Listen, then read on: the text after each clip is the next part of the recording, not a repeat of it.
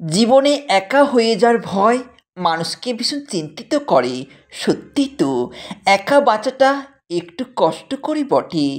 আমরা নিজস্বতার বিনিময়ে যদি কোনো সম্পর্ক ধরে রাখতে চাই, কিছু মানুষ হয়তো না থাকার মতন করে জীবনে থেকে যাবে।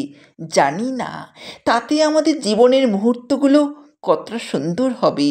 তারপরেও জীবনের কোনো জায়গায় এসে যদি আমরা একা হই, সেই জায়গায় জীবন থেমে থাকে না, ঠিকই এগিয়ে যায় এবং একা থাকাটাই অভ্যাসে পরিণত হয়। তখন আমরা বুঝতে পারি একা বাঁচাটাকে আমরা যতটা ভয়ঙ্কর ভেবেছিলাম ততটা কঠিন নয়। আমরা শুধু শুধু নিজস্বতা নামক অমূল্য কিছু জিনিস হারালাম। ভুল কিছুকে মেনে নেওয়ার থেকে একাকিত্বকে মানিয়ে নেওয়াই ভালো, তাই না? সরল হয়ে ঠকে যাও, তবু স্বার্থপর হইও না। জীবনে অনেক সময় এমন হবে তুমি ভালো থেকেও অপমান পাবে, বিশ্বাস করেও বিশ্বাসঘাতকতা সহ্য করবে। তুমি ভাববে কেন আমি সব সময় ঠকেই যাই। কিন্তু একটা জিনিস মনে রেখো, মানুষের সরলতা যদি কারোর চোখে বোকামি হয়, তাহলে সেই চোখের দৃষ্টিতেই সমস্যা। তুমি হয়তো একবার নয় বারবার ঠকবে, কিন্তু তোমার সরলতা, ভালোবাসা, সহানুভূতি, এই গুণগুলোই তোমাকে মানুষ করে তোলে। স্বার্থপর হলে হয়তো ঠকার আশঙ্কা থাকবে না, কিন্তু তখন তুমি নিজের ভেতরের মানুষটাকে হারিয়ে ফেলবে। এই জগতে ঠকার অনেক, কিন্তু ভালোবাসার মতো সরল মানুষ খুবই বিরল। তাই সরল থেকো, কিন্তু অন্ধ থেকো না। ঠকে গিয়ে শিক্ষা নাও, তবুও স্বার্থপর হয়ে কারোর কষ্টের কারণ হইও না। প্রায়োরিটিকে সস্তা ভাববেন না। সারা দিন রাত টিক টিক শব্দে বিরক্ত করে দেওয়াল ঘড়িটার ব্যাটারির অভাবে থেমে যাওয়ার পর আমরা বুঝতে পারি ঘড়িটার গুরুত্ব কী ছিল।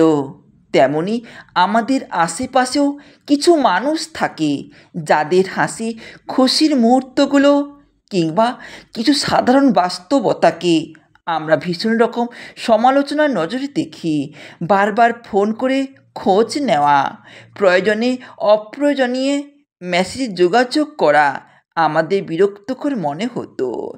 একটা সময় তারা চুপ হয়ে গেল, আমরা বুঝতে পারি একটা মানুষ ছিল। চলে যাওয়ার পর আমরা কদর করার কথা ভাবি।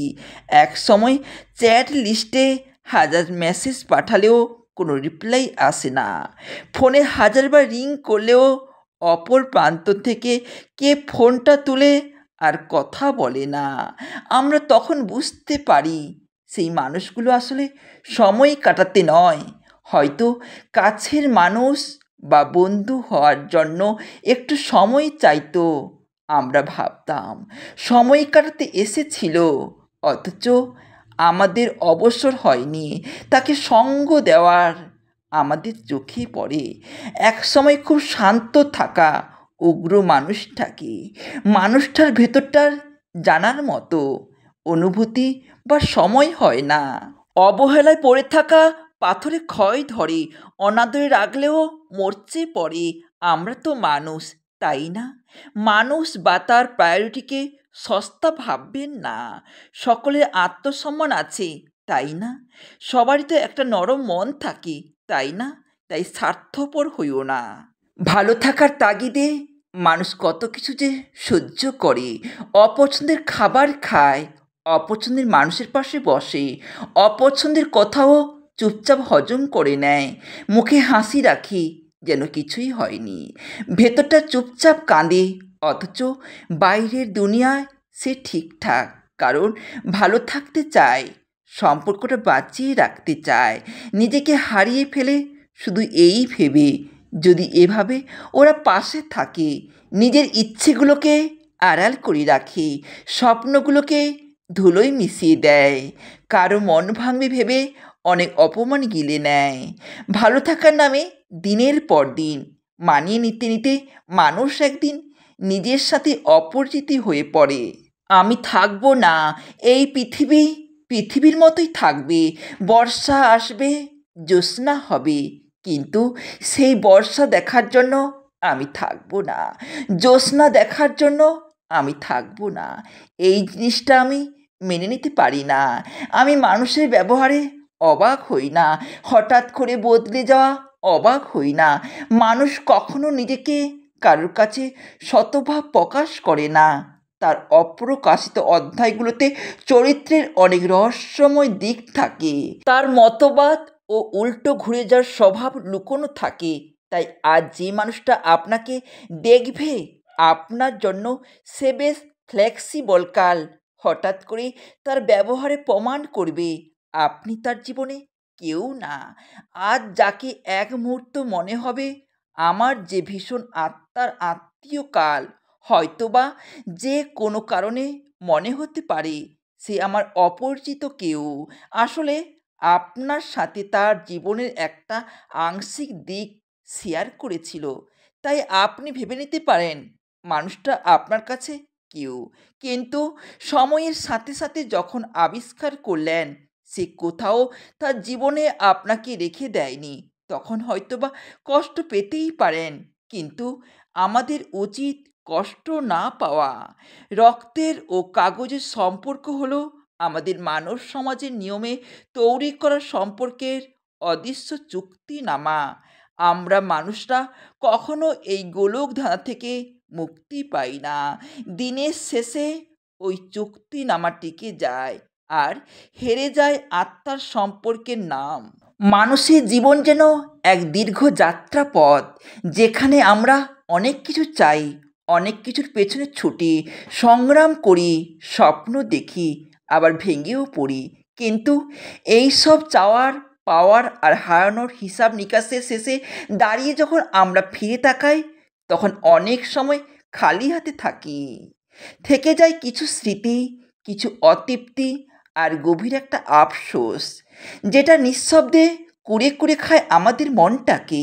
আমরা জীবনে প্রতিটি ধাপে একটা আগামীর আশায় বাঁচি, বলি আরও একটু পরিশ্রম করি, তখন শান্তি আসবে।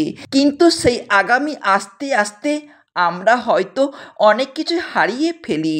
নিজের মতো করে বাঁচার সময়, প্রিয়জনের সান্নিধ্য, ছোটো ছোটো সুখগুলো একসময় বুঝি সুখটা পথেই ছিল, গন্তব্যে নয়। কিন্তু তখন অনেক দেরি হয়ে যায়, তখন চারপাশে শুধু শূন্যতা আর হৃদয়ের গভীরে জমে থাকা দুঃখ। মানুষের সম্পর্কগুলো ঠিক এমন, আমরা অনেক সময় দম্ভে, অভিমানে কিংবা অবহেলায় হারিয়ে ফেলি যাদের ভালোবাসা একদিন নিঃস্বার্থ ছিল।